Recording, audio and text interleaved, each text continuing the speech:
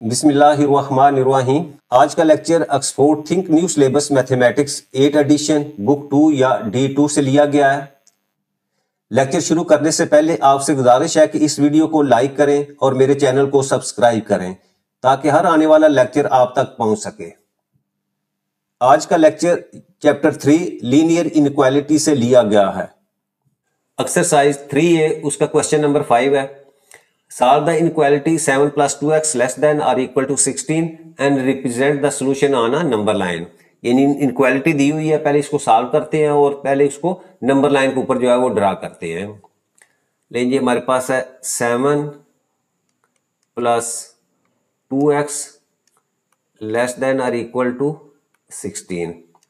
अब सबसे पहले 7 को यहां से हमने खत्म करना है, तो उसके लिए क्या करेंगे, दोनों तरफ जो है वो 7 को सबट्रैक्ट कर देते हैं और इसी तरह राइट साइड के ऊपर भी 16 माइनस 7 और यहाँ से 7 से कैंसिल हो जाएगा, तो हमारे पास आ गया जी 2x लेस देन और इक्वल टू 9। अब या दोनों तरफ 2 से डिवाइड कर दे या इस 2 को दूसरी तरफ जाके डिवाइड कर दे, तो आपके पास 9 डिवाइडेड बाई 2 आ जाएगा। और इसको अगर मैं मिक्स नंबर में लिखूं तो ये मेरे पास आ जाएगा जी 4 1/2। अब मेरे पास ये x की वैल्यू आ गई, x लेस देन और इक्वल टू 4 1/2। अब इसको नंबर लाइन के ऊपर हमने ड्रा करना है।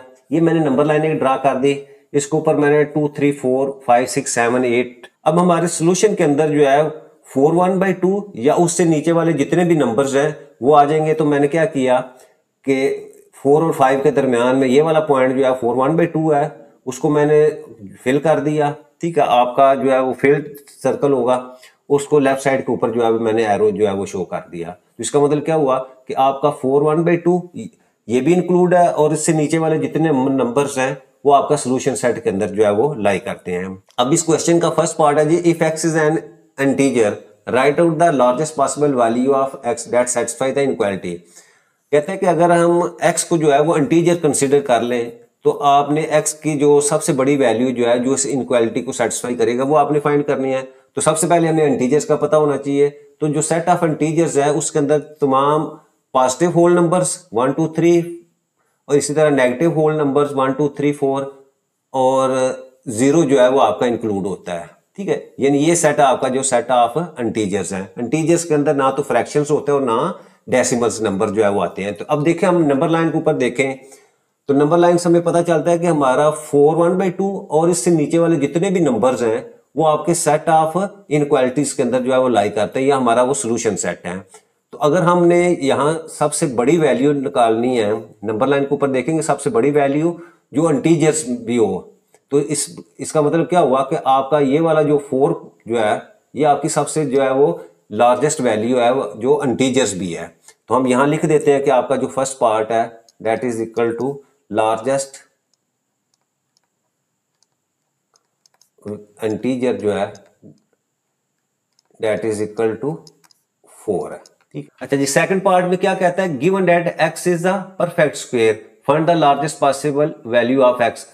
सेकंड में वो कहता है कि जी अगर हम x को जो है वो परफेक्ट स्क्वायर जो है वो कंसीडर करें तो आपने सबसे बड़ा जो परफेक्ट स्क्वायर है वो फाइंड करना है। तो अगेन हम नंबर लाइन के ऊपर देखें, हमारा जो है वो नंबर जो है 4 1/2 से शुरू हो रहा है और लेफ्ट साइड के ऊपर है। तो लेफ्ट साइड के ऊपर देखें तो सबसे बड़ा जो परफेक्ट स्क्वायर भी हो और सबसे बड़ी वैल्यू भी हो वो आपका 4 है। तो 4 यानी 2 का स्क्वायर है। तो यहां हम लिख देंगे कि if x is a perfect square, यानी अगर हम x को परफेक्ट स्क्वायर जो है वो कंसीडर करें तो देन लार्जेस्ट वैल्यू